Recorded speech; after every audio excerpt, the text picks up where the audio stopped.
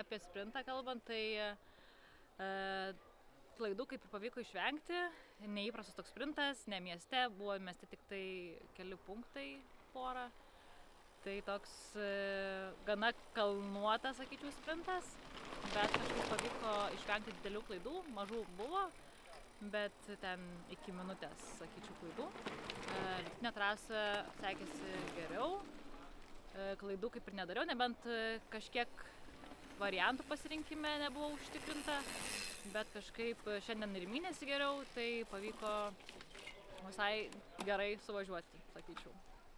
Taip, tai už kelių savaičių bus kaip ir vienas svarbesnių startų Europos čempionatas Lietuvoje. Tai dar vis ruošiuosi. Šiuo metu stengiuosi pakelti dar labiau greitį. Tai nežinau, tikiuosi pavyks pasikelti formą ant čempionato ir gerai sustartuoti. Tai va dar buvo praeitą savaitgalį su Suomiam truputį pasilyginom, kaip ten sekasi, kaip formos visų, tai vat, įdomu.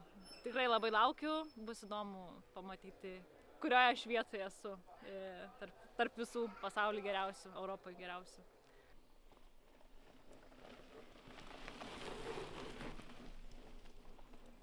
Vakar važiavom sprinto distancijoje.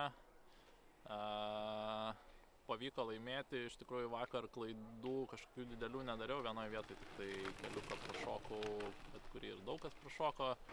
Toliau praktiškai be klaidų, nebent ten gal mažas varianto pasirinkimas įtakojo, bet labai minimaliai, tai pavyko pravažiuoti gerą trasą, nes praeitą savaitgalį vykusiose varžybose šeštadienį turėjau tokią vadinamąją laistytuvo dieną, kai dariau klaidas tokias, kur 2 metus nedariau ir vieną po kitos ir dar gavau diskvalą ir dvigubą diskvalą.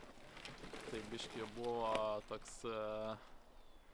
savim pasitikėjimas šiek tiek nukritęs, bet po to sekmadienį viskas gerai, sprinte gerai. Ir šiandien varžybose irgi sekėsi gerai, pasijau Joną į 5 punktą, jis ten bandė pakirsti, matomai nepavyko. Lyg tai pradėjau matyti ir Igną jau 4 minutės, tai supratau, kad gerai važiuoju, bet Igną po to kažkaip pamečiau, ar jis po to, kaip paaiškėjo, tiesiog biškį pravažiavo keliuką ir bandė per mišką pakirsti. Tai iš tikrųjų padariau vieną klaidą, pusės minutės, tiesiog galvoje buvo, kad antras posūkis į dešinį iš tikrųjų buvo pirmas, tai teko apsisukti ir jo, šiaip pravažiavau gerai, kojos sukasi ir, sakyčiau, gerai sukasi. Jaučiu, kad forma ateina iki čempionato Europos, kuris vyks Vilniuje. Liko jau visai nedaug, 2 savaitės, tai tikiuosi išlaikyti šitą formą ir dar šiek tiek pasigerinti. Toksai buvo įdomesnis, iš tikrųjų, sprintas, netradicinis. Man ta trasa šiaip pasirodė tokia labiau pusė vidutinės distancijos, nes sprinto elementų nelabai, sakyčiau, buvo, bent jau tokių, kokių mes esam pratę, kur labai greiti pasirinkimai, buvo tokie keli punktai, bet nedaug. Ir jo, toks įdomesnis sprintas, bet vis tiek laimi stipriausias ir tas, kuris sugeba greičiausiai ir tiksliausiai susiorientuoti.